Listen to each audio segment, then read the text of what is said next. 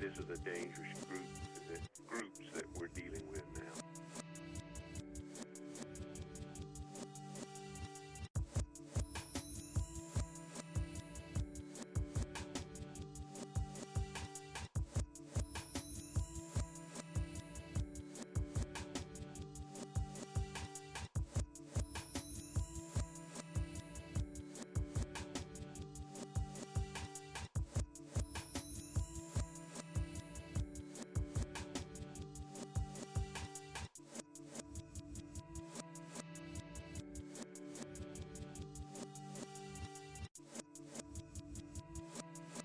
This is a dangerous groups that we're dealing with now.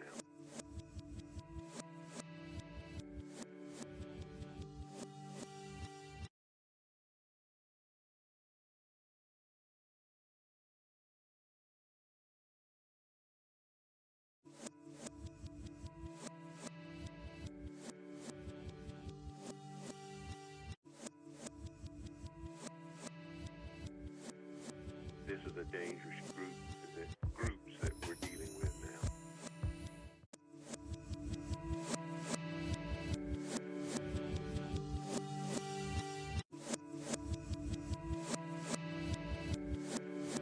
This is a dangerous groups that we're dealing with now.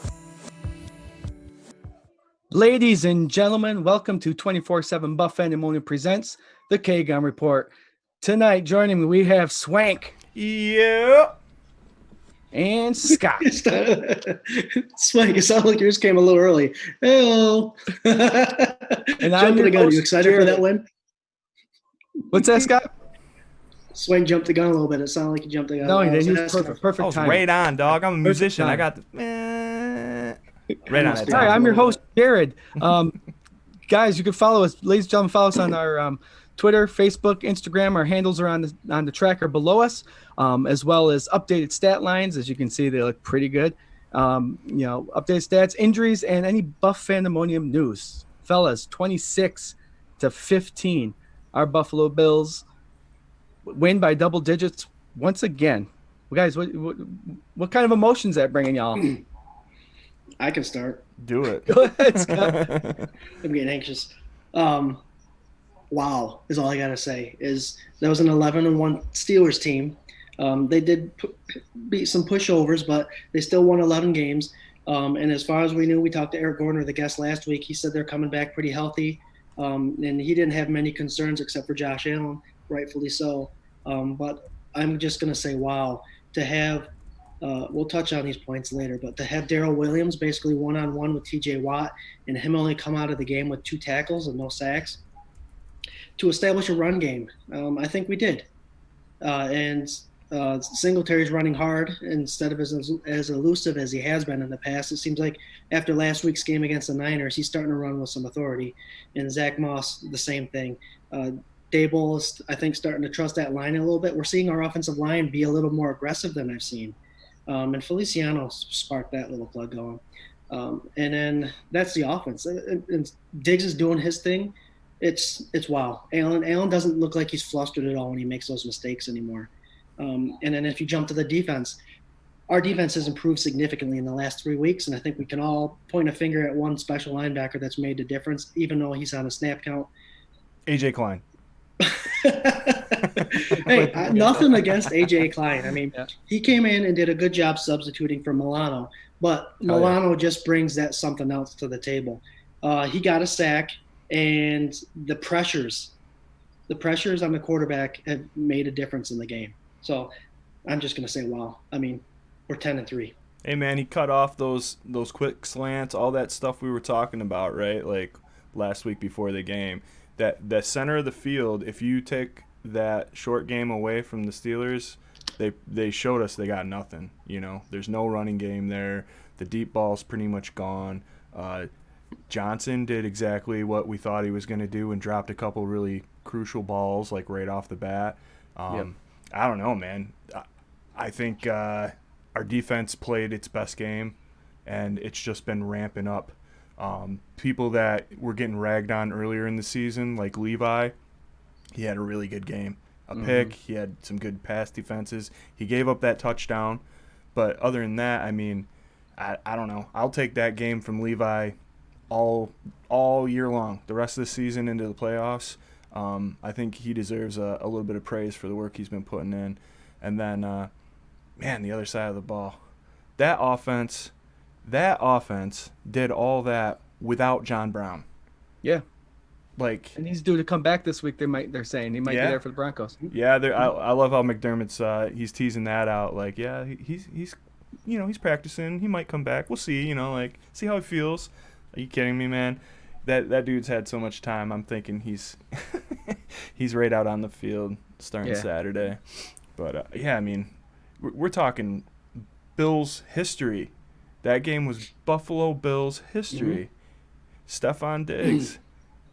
First to 100 receptions, one away from a Buffalo record. Josh Allen breaking Jim Kelly records, 35 total touchdowns. I mean, this is crazy, man. This is what everybody's been waiting for. So I hope you're enjoying it, and I hope you're happy. You're celebrating. Celebrate. Swank, real quick.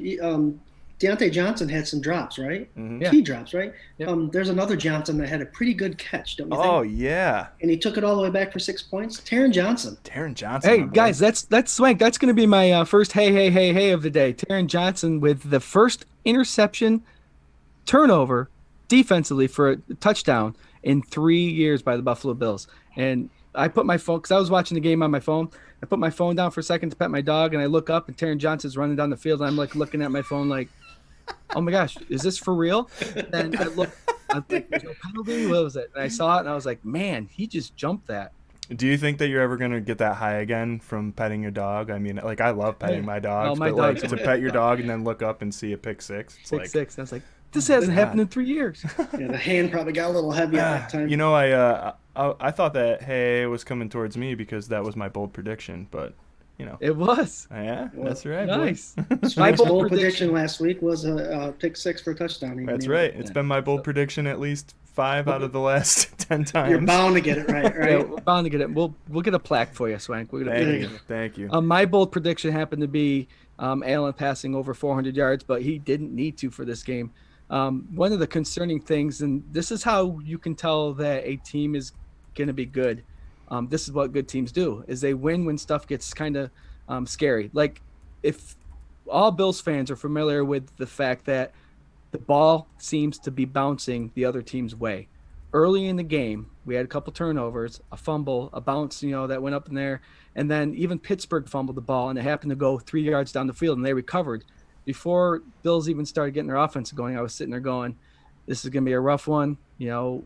This is one of those games where the ball just happens to bounce the other team's way. And I say the good teams win. The good teams take advantage of that, and the defense shut them out when they had the opportunity to score, and their offense just keep plugging away. And, man, it's always good to have that confidence that you have a good defense and your offense will eventually get a hold of what's going on. So, yeah, I thought we were in the run for it, but it ended up being opposite of what I was thinking, which is awesome.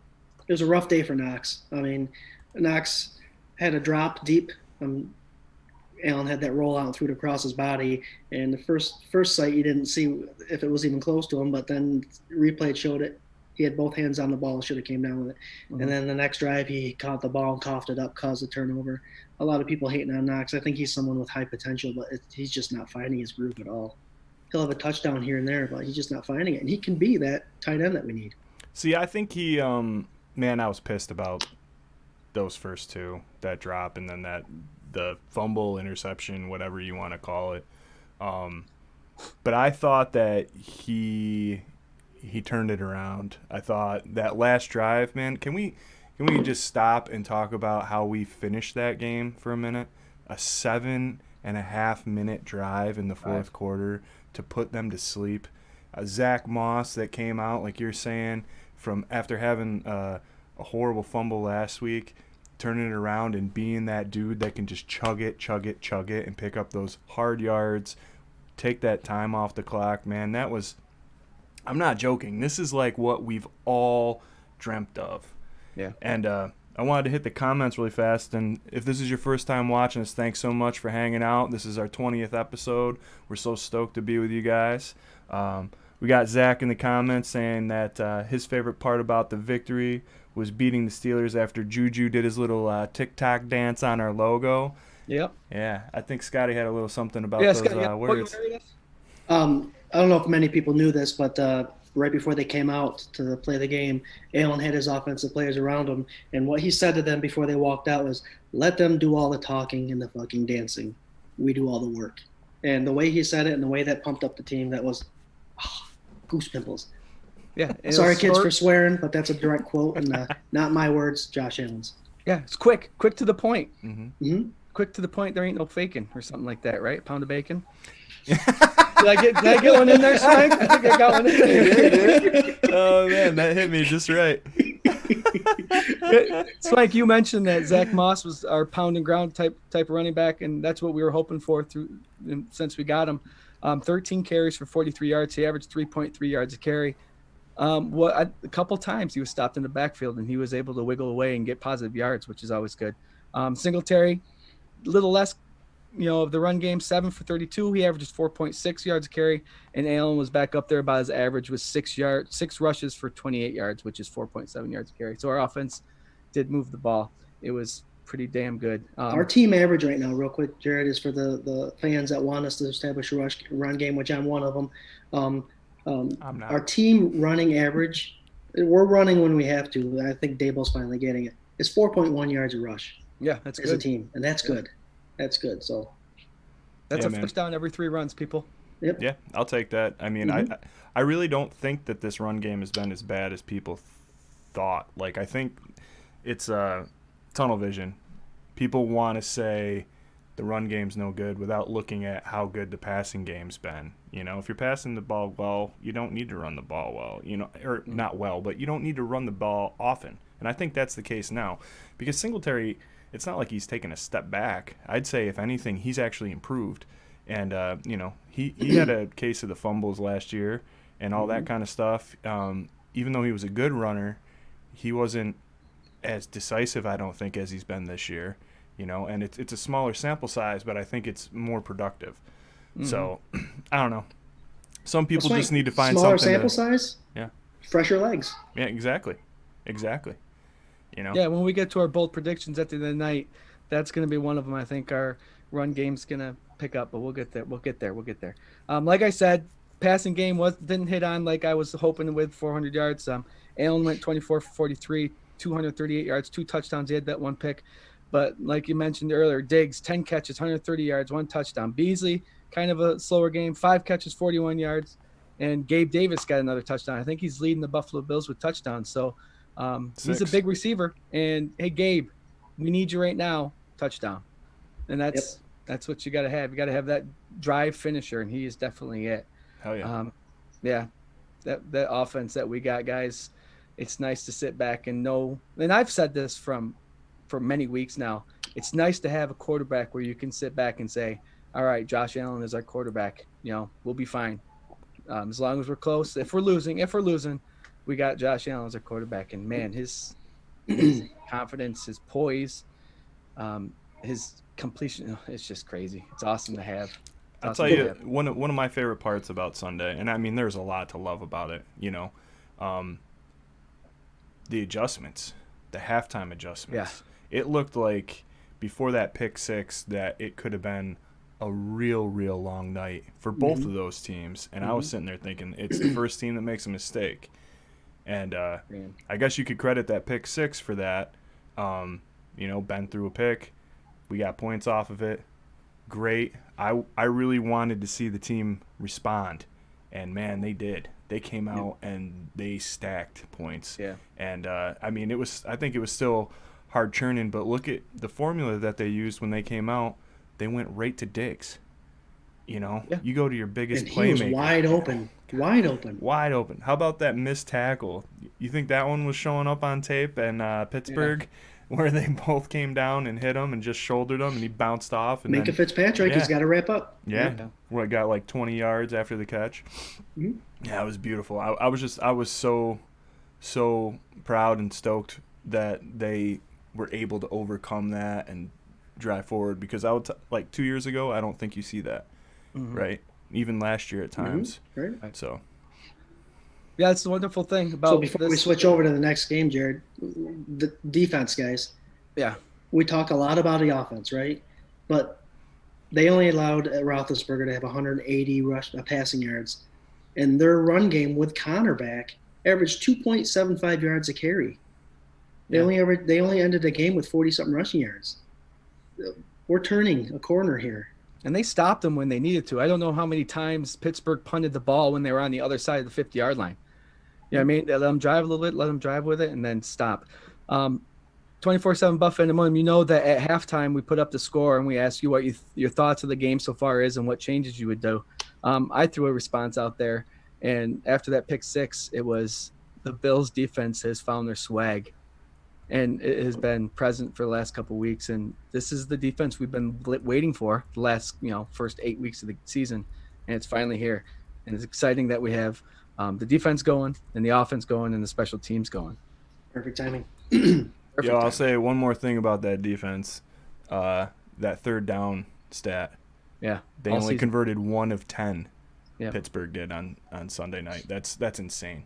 This D is elevating at the exact right time right now. You need to. Yep. Do you guys think that they should extend the goalpost up a little higher? No, they've got to do something. Lasers, man. It's all about lasers. Yeah. Tyler Bass, he's only missed 2 extra points this year, and I think both of them went over the top. And I believe if over the top is still good. So is it like the pylon rule? If you hit the pylon, it's a touchdown. But if you hit over the top, it's good.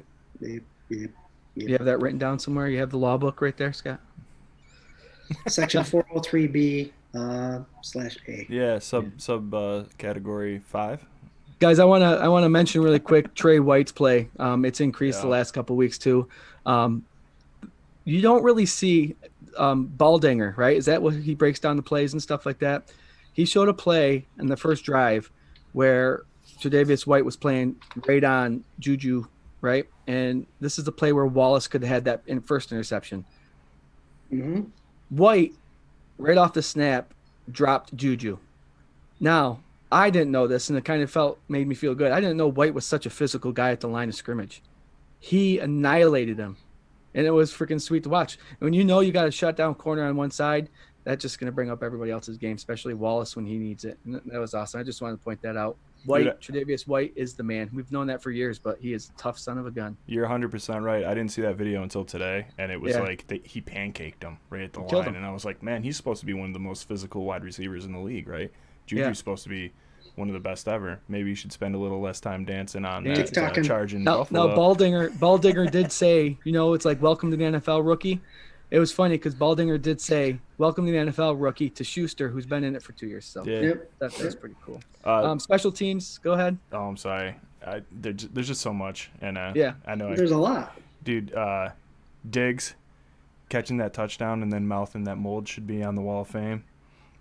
Did you catch that one? I didn't catch that, no. Yeah, that's what he said when he caught that TD. And because I think he knew that he was close in the race, that Eric Mold should be on the Wall of Fame. And then also, times are tough everything. Back then, Molds was a very good wide receiver. We forget how good he was. Yeah. He was a beast. I don't know. Just everything. Carry on. I know we're trying to fit all this information into a half-an-hour show. Yeah, and I got to throw us out there for Swank. Andre Roberts again had a hell of a game. Yep. Hell of a game. And even our punter, Mr. B, 5 punts, 228 yards, 45.6 per punt, 2 inside the 20. He's actually getting a little bit of finesse, which is great. Perfect timing. Goes back to what we were saying about these lackluster players from the beginning of the season that were getting a bunch of scrutiny. They're stepping up because he has slowly crept into one of the best punters in the NFL, which is insane. Bass also in the top 10, top 15 kickers in the league right now. So I don't know. He punted more on Sunday than he has for the last 4 weeks. 7 games or whatever. So it was good. Yep. All right, Bills fans, we beat the Steelers 26-15, improve our record to 10-3. That's awesome. Before we jump to the Denver game, I just want to let you guys know tonight I'm drinking the nice Iron Smoke from Fairport, New York. They're bourbon whiskey, and it's going down pretty smooth, and it's delicious. Thank you. You just watch out if he has a couple more of those. I might get a little crazy. Next opponent, we're playing at the Denver Broncos, who are 5-8. We're bringing our 10-3 record. Swank, I'm going to go to you right away, as we always do. Any pros, cons, worries that you have about this game coming up against the Denver Broncos?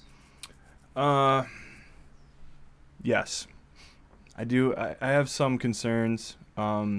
They're left over from being a Bills fan for the last, we'll say 37 years, because I'm pretty sure I was born a Bills fan. But man, they're a team. Denver is a team that has low expectations, but has been playing way outside of their stat lines these last couple weeks. They are a classic ruiner team, I think, right now. There's no laying over and not fighting. This isn't a Jets team. This isn't a draft pick kind of organizational, evil plan. This is, you're coming to Mile High. This year didn't go the way we wanted it to. We're still going to give you a hell of a fight. Yeah. So that being said, I think Locke is like my biggest concern right now. Also, our D is stout. So all of these things kind of have a contingency where I believe in our defense. I believe in our offense. I believe we're going to win the game. Right. I think the things we got to watch out for are these little sparky, we have nothing to lose, we're going to be a 500 team by the end of the season kind of teams, such as the Denver Broncos, such as the New England Patriots, such as the Miami Dolphins probably, So I'd say, I think we should go in there with our offense, and with John Brown back, I'm expecting a 400-plus yard game from Josh Allen this week, I know you wanted it last week against the number one defense, and I wanted it too, but what they did was more than enough for me. This week, I think this is when he needs to get that arm lubed up for the playoff push, and I think you're going to see him air it right out against 4th, 5th, and 6th string cornerbacks, because Denver's hurting. The defensive secondary for Denver is weak. They are really hurting right now. So Yeah, Justin Simmons, their safety, is a real good safety. Yeah. Yeah, he leads the team with 4 picks, so he's getting up to the ball. But their depth at corner is depleted due to injury. Yeah, that's why you can't find any really good stats from their corners. Their leading tacklers are 2 linebackers, Johnson and one, oh my gosh, I can't even read as well. Sewell, maybe 103 and 91. Their sack leaders are Chubb and Reed, 7.5 and 6.5. So their linebackers do a lot of the work, and most of the time you can give credit to that defensive line. From the games that I've seen, they don't blitz much, if I'm correct. They depend on those 4 front guys to get the pressure, and they take up a lot of space. Well, they do run a 3-4 defense. That's why their linebackers are leading in sacks. And because they're Bills have played a lot of 3-4 defenses this year. But yeah, I mean, to go off Swank, I'm sorry to cut you off there, Jarrod. That's all right. With the Drew Lock thing, he is someone that can make you nervous. He's almost like a gunslinger. 3 touchdowns, but 3 picks. The offensive line has given up 25 sacks this year, so it's about 2 a game. And last I knew, there were a couple key offensive linemen that were injured. Garrett Bowles, their tackle, he's questionable. I know there's some COVID-related things going on in Denver right now. And Graham Glasgow, their guard, is also questionable. So there's a couple injuries on offense. That Noah Fant, Melvin Gordon, they're all questionable right now. So I don't know if it's a COVID-related thing or a legit injury, but they're already depleted on defense, and then it looks like their offense is pretty depleted as well. So it could be a game, you're right, it could be a trap game where Drew Lock does take over. He did have a 4-touchdown game last week, and he looked pretty impressive. Could be one of those games for him, or it could be one of those games that we come back on next Tuesday at 8 p.m. and talk about how our defense is looking even better now. Mm-hmm. I hope that's the case, man. I really do. And like I said, I'm leaning that way too. I think this game should be one of those staple, here's our floor now. Yeah. And our floor is to take care of the teams that we absolutely should take care of. And this is that game for sure. So there and there shouldn't be any more so-called trap games anymore, because if you're a team, an elite team, you shouldn't be falling into these traps. Scott, you threw out lock stats really quick. 185 for 323, 57%, a little bit over 2,000 yards passing, 13 and 13 for TDs and picks. And Swank, to get back to your point, he's a young quarterback, and this 5-8 team's they got a lot of young players. They got Lindsey and Gordon, who are not very young, but they're good vets. They're the running back duo. But then you have a young tight end. You have a young wide receiver core. The young guys don't quit. You know what I mean? They have something to prove. And if they want to improve to build on next year, this is the time they're going to have to do it. And that's what worries me a little bit, is the youngness of this Denver team. Yeah, that's a little concerning for me. But I think, like you mentioned earlier, Swank, our defense, I feel, is just going to go in there and just dominate again. I'm hoping that the pressure gets to them. I'm always pushing for sacks. You know, sacks are very important with our secondary. Get the pressure. Yeah. Pressure is more important than sacks. But I'm hoping that we get home often this game. I think you're going to get your wish this week. I think this is going to be a sack-happy game. Okay. I don't know, man. They just look so good. Like, they took on one of the best team. Like, it's so funny in the rankings, and I'm not trying to go back to the Steelers game, but now I see Eric's on, and he's hi, Eric. You know, I'm feeling a little. He's got a diamond on the thing, him. meaning he's a top fan. He is a top fan. Look at him. Thanks, top Eric. fan. But you know, he was saying that the Steelers played terrible. That defense was no joke. If they wouldn't have stopped, well, who's the other the tackle that was coming in and just wreaking havoc on us? Hayward. Yeah. If they wouldn't have started double teaming him, Cameron Hayward, Ohio State. I think that would have just been the story for the rest of the day. You know, it seemed like Williams was handling Watt all day, and that was a breath of fresh air, because that's you know, like I said last week, that's who I was worried about. But moving forward, like, this D should they should handle the Broncos. They should get, you know, upwards of 6 sacks, I think. You know. Ooh. And we'll get to the bold. Well, no, I haven't gotten there yet. You could pencil it down, but I think this should be a clinic. This week should be a clinic, man. Mm-hmm. I agree. It's the injury-riddled Denver Bronco team, and it's a Bills team that just beat an 11-1 Steelers team and just beat a tough San Francisco team, both with top defenses. So, I mean, if we're going tit for tat here, the way Williams handled T.J. Watt, Williams should also be able to handle either Reed or Bradley Chubb on that side. Yep. You know what I mean? The way the Bills were able to handle that interior defensive line that the Steelers have, that's really good. They should have no problems with that. The Steelers, Denver averages quite a bit of rushing yards against. So I always go here. Let's establish the run game. And I think this will be another week that they can do that, but they don't have to, like Swank said. No, I'm okay with that. Hell yeah. But if we're starting to, you can start comparing, and that's what happens with trap games. You start comparing it, and it doesn't go the way you want it to. But if we can handle this certain amount of tough offenses or defense that we've handled so far, then we should start not having problems with these teams that shouldn't give us any issues. It all starts with that mindset, and all these players are saying the exact right things. I think they're not just saying it, they're believing it. It's not about Sunday. It's not about 2 weeks ago. They haven't accomplished their goal yet. They're not in the playoffs yet. I think they're going to go out knowing that they can get it done this weekend. They don't need any help from the Browns. They don't need any of that. They go in, they beat the Broncos. They own the AFC East for the first time in 20 years. Yeah. You know, so with the team we have right now, I don't see how that drive and that motivation would do anything but help them accomplish their goal.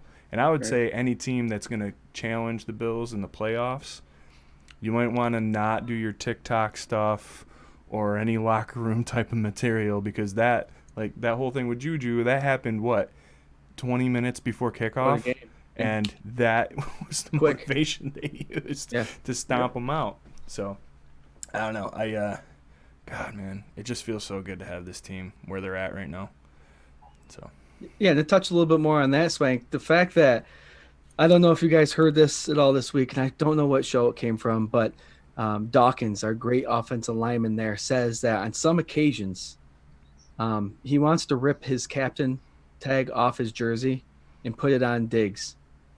And you look at the field and the players that we have, and you see the C's on certain players, but it's no surprise that there's more captains on that team than what the C indicates, and that's a good thing. And we got players that are willing to listen and follow directions and play as a team, and I think that's like ultimately the best thing. You can Trust your see it. partner. You can Trust see it your on guy. the sidelines. You Yeah. can see it before the game even starts.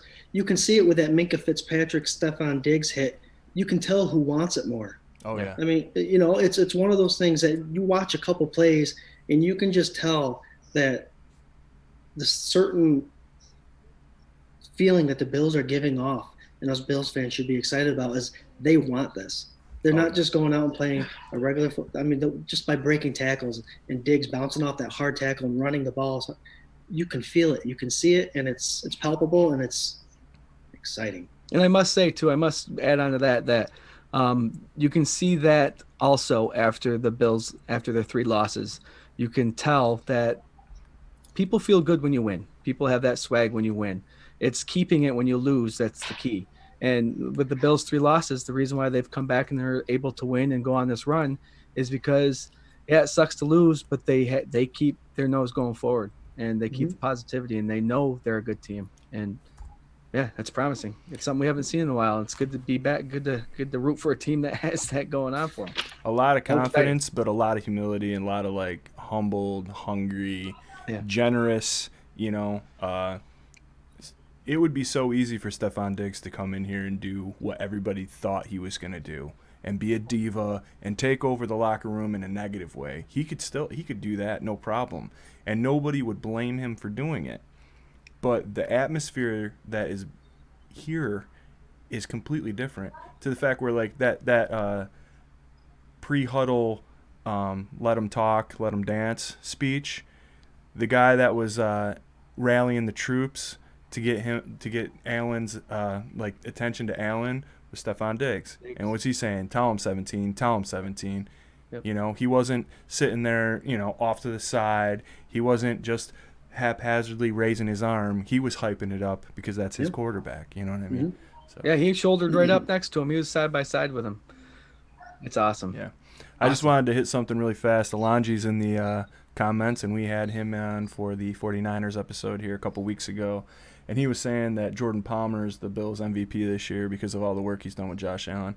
And I would have to tend to agree that he's had a lot to do with it, especially in making Josh more comfortable and aware of all of his flaws and different things that he can tweak. But Josh Allen's motivation to be great and fix some of this stuff, I mean, a lot of that throwing motion stuff has to be so ingrained in you that the muscle memory to break that, to give it that extra, 10% accuracy over the last 3 years it's insane, So, but I think he's right. I think Jordan's a big deal with that. So and thanks for that. you're not the only one that notices that. Palmer's making a big name for himself because if he's going to be known as someone that can change quarterbacks, there's going to be a lot of NFL teams looking at him. So what comes with success is you're going to start losing your coaches is what I'm getting at, and that's going to stink if he has to go. Hey, man, they picked the right ones the first time, right? And this whole team, the players aren't going anywhere. Your marquee players are staying right the hell there. And I think you're going to see some people taking a little bit less than market to stay in Buffalo or to come to Buffalo, especially after the statement that they've been making. Yep. Sally says that the positive energy throughout the team is huge and that they have the right energy, and I think that's 100% right. All this stuff with building environment, and a general feeling in Buffalo. It got a lot of commentary and jokes made, but it really it's really relevant. They fight for each other, they play for each other, they love each other. Yeah, and the fact during this offseason we signed McDermott to an extension. I don't know if we've had the episode since we've given Mr. GM there, Brandon Bean, his BBB. extension. So that positivity, that leadership is going to linger around for a little bit. And that's a good linger I want to have. Hell yeah. Do you have to let it linger? Did you have to? Did you have to? You have to. No, we just lost 8 viewers. Yep, there they I go. know. Wow. All 8. All right, guys, quick. I want to jump into a hot topic that I've seen everywhere on social media. The whole Josh Allen versus Jim Kelly. We don't have to spend a lot of time on there, but can I just put this out there? Jim Kelly was an awesome quarterback for the Buffalo Bills. He played in the late 80s and early 90s, okay? This is 2020. The game has changed. Jim Kelly is the best quarterback the Buffalo Bills had in that time. You can't change that. This time, 2020, Josh Allen is the best quarterback that the Buffalo Bills will ever have in this era, right? Is that safe to say? We can stop comparing the two, who's won, who's lost, who's better. You got to also remember, Jim Kelly had Thurman Thomas in the backfield running for 1,200 yards a season. So Jim Kelly's an awesome quarterback. Josh Allen's an awesome quarterback. You guys have anything to say about that? You got to respect the era. You have to respect the era. You know, and back in the day, 60% passing was a good percentage. Yep. You know what I mean? And there was a lot more 1,000-yard running backs back then too. So respect the era. It all depends on what you do as a quarterback during those other 28 teams back when he played. He was top Pro Bowler every year, took the Bills to 4 Super Bowls in a row. So, again, I love Josh Allen, but until he takes the Bills to 4 Super Bowls in a row, he won't be Jim Kelly. Yeah, man, it's fun right now, and even Allen says the same thing. But it's a typical, I'm going to generalize, but it's a very Bills thing to do, to just jump out to, like, he's Jim Kelly. He's better than Jim Kelly. Yeah. You know what? He's Patrick Mahomes. Patrick Mahomes who? You know, like, have a tendency to be homers because it's an exciting time. Jim has a legacy. That's the difference. Yep. Josh Allen's had a couple good seasons. He's played in a playoff game. He's having a career season this year. He's doing great things. I want to see him be that status. Mm-hmm. And I think he has it in him. He loves the city. He plays with 100% heart. If he doesn't get messed up, I could see him getting there. Yeah. But let's wait a couple years and evaluate it. You know what I mean? Yep. He broke one of his records. Yep. You know, not all of them. Jarrod, Swank, Jim Kelly had a career. Yeah. Josh Allen only has a couple seasons. So, good point. Yeah. When the next quarterback comes, we draft the next quarterback in 15 years, and we can start talking about who had the 20 better years. Career. 20 years. Yeah, he's gonna stay around for a while. Yeah. All right, guys. So our 10-3 Buffalo Bills are traveling to Denver Broncos 5-8 Saturday at 4:30. If you're new to the show or new to the website here, what we like to do is we like to know what you're drinking and wearing for the show. So look for the post before the game so you can share us pictures, comments, or videos. Have fun with it, guys. We also have a live feed that goes on throughout the game. So join that so we can conversate with everybody. Yeah. Awesome. Scott became a celebrity. What's that? Scott became a celebrity this last weekend. 1,000+ views. Holy cow, man. Yeah. It was like people were just like, I heard, I got some letters at the house asking for his autograph, and I gotta stop drinking these because apparently the belt a little wide. Why?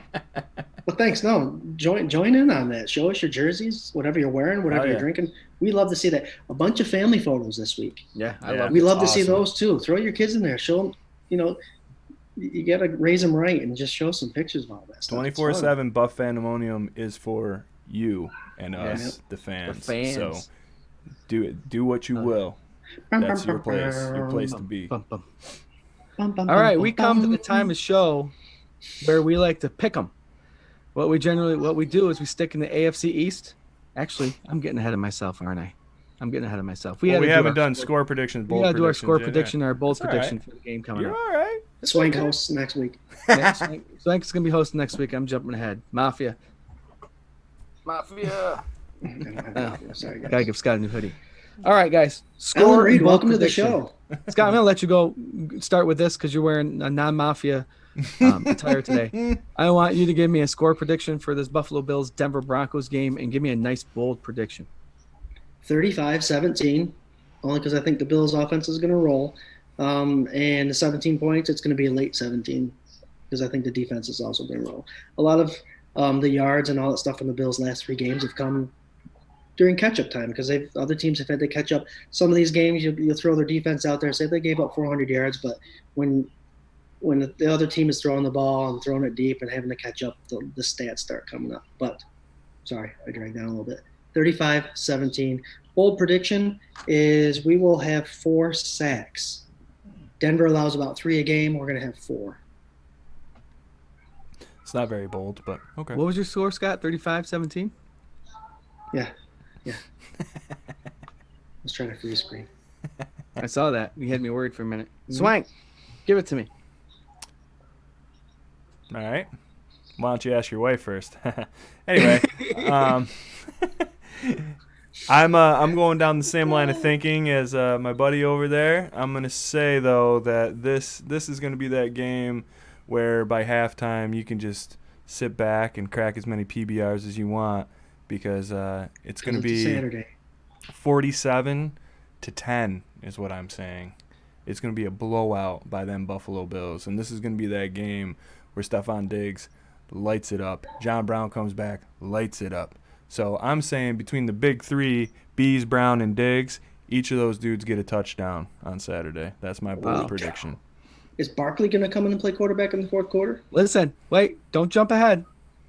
That's my bold prediction. I had no idea. It's Spoiler alert. Bills. Yo, this is live. We can't go backwards. I can't rewind it. Buffalo Bills 42-10. My bold prediction is Barkley will end the game. I was going to he throws a touchdown pass in there, but I'm just saying he's coming in and he's going to end the game for the Buffalo Bills. I don't know, man. The only snap I've seen him take this year, he got sacked. It's almost like they did that on purpose. Dude, why are you letting that? Like, him and Bosa were racing back to the 10-yard line. It looked like. Dable this year has shown me a lot more, and there's still those times though because you've lived and died with him these last couple of years. But I think I said last week that my wife made the comparison that like Brian Dable's Walmart. Like sometimes you go into Walmart and you're like, wow, this is the cheapest, most garbage piece of crap thing I've ever seen in my life. I should have never bought it. And then you go in some days and you're like, wow, 2-for-1 75-inch TVs. This is amazing. You're like, yeah, this is the best place in the whole world. Look at this. So many activities. What's next? Yeah. Right. But that play, man, the play with Barkley when Allen had to come out and you had Matt Barkley throwing a pass, that was Chinese Walmart, man. That was not good Walmart. Yeah. All right, AFC East predictions.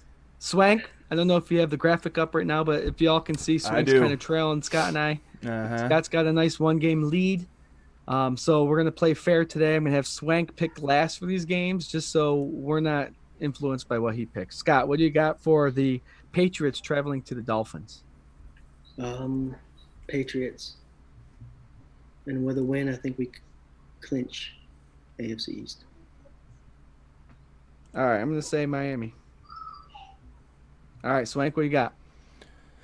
Yeah, I'm going to say Miami too, and I'm going to say that has no bearing on us clinching because I think we're going to do it in Denver. That's all that needs to happen. We just need to win one game of the next 3. So I'd say it's them. All All right, now the Jets are traveling to the Rams. Scott, who do you got for that one? Hold on, dude. All right, who said something? Alonji's got a score prediction, and it has to be shared. It's Bills 31, Broncos 17 is his score prediction, and his bold prediction isn't about the Bills game. It's about the Ravens game, and he says Lamar Jackson poops his pants again. I think I just had an old geezer laugh right there. He's a nut. Oh, Alonji. It's going to do nothing for our strength of schedule, but I got the Jets winning their first game this year. Do you really against the Rams? Yeah. This is where we can catch up, Swank. If you're going to go with me, where I'm going for the Rams. Yeah, I'm going Rams too. Jets are a tire fire. I think they'll still win one, but they're a tire fire, man. They sure are. They're outside of the dumpster. They're not even inside of it anymore. It's a tire fire outside of the dumpster. Rolling down the road. Yep. At least they're not taking everybody else down with them. Right. I'm glad we got our 2 wins against them early so they don't take us down. Hell yeah. that can happen. All right, guys. Any closing thoughts for tonight? Scott, I'm going to let you lead the way with this one, too. Mine's a be safe thought. It's a Saturday night game. People tend to drink a little more for Saturdays, not have to go to work the next day. It's a 4:30 game. Start as early as you want, but just be safe. Go Bills. Go Bills. Swank? Wow, man, that was like short and sweet and to the point. Mm-hmm. You're like a poet. Didn't even Like a know. warrior poet. There you go. As I'm drinking. Man, get hyped. Get hyped about this team. They're so good. I've been saying it the last couple of times. They're so fun to watch right now. This is like what little kid Swank was crying for after Kelly left, and it was like just years and years and years. You can still hear the echoes of my cries through the Adirondack Mountains. They're probably circling around like Switzerland and China right now and coming back towards it. Like, this is such a good team, and they're so fun to watch and just enjoy every single minute. And that Steelers game was amazing. This weekend, it'll be fun. Be safe, but get rowdy. I mean, I don't know. There was a thing on WGR there. They're talking about if they clinch the AFC East this weekend, if there was like a unifying thing that all of us could socially distance do to celebrate, like all of us could do one thing to kind of like let the team know. So I don't know. Maybe that's a thing to think about, all you guys out there. Some way you can show the team that we're supporting them, even though we can't physically be there. Yeah, don't all go to the airport and pile up. Yeah, don't go to the airport. Just set up a TV monitor and Skype in or something. That would be fine. But other than that, I'd say thanks so much for hanging with us on episode 20. It's been awesome doing these with you guys this whole time. And New time. I loved it. And if you want to join in on the conversation, you can join us every Tuesday night for the K-Gun Report. Also, you can catch up on the audio on Spotify, Apple Podcasts, and Anchor. And go Bills, man. Go Bills. Hey. Bills. Jared, what's your final thoughts? You got any for us? They usually go in one ear and out the other. So I don't have any. Just kidding. No, I want to thank everybody who tuned in tonight. Those of you who will watch this live feed, it won't be live, but this show later on throughout the week. Guys, the fans make this fan page go with the stories, with the pictures, with the comments. Even the ridiculous ones get a lot of attention. But keep it positive. We're a positive Bills fan base. The Bills are doing great things, like Swank said. Just remember, and I've been saying this for a couple of weeks, Josh Allen's our quarterback. He's going to keep us in games if it's close. Just believe. That's all I got to say. It's exciting. 10-3. Go to Denver. Let's hope for a win so we can come back next Tuesday and talk about how we're 11-3. That would be awesome. Tuesday, 8:00. Yep, Tuesday, 8:00. Tune in Saturday at 4:30 for the Bills game. Don't forget it's Saturday at 4:30. Yeah. Yes. It's also on the NFL Network, so I don't know. It affects me because I don't have cable. I'm going to my buddy's house. There you go. But. There you go. All right, guys, great. Episode 20 is over. And as always, go Bills. Go Bills. Go Bills. Go Bills.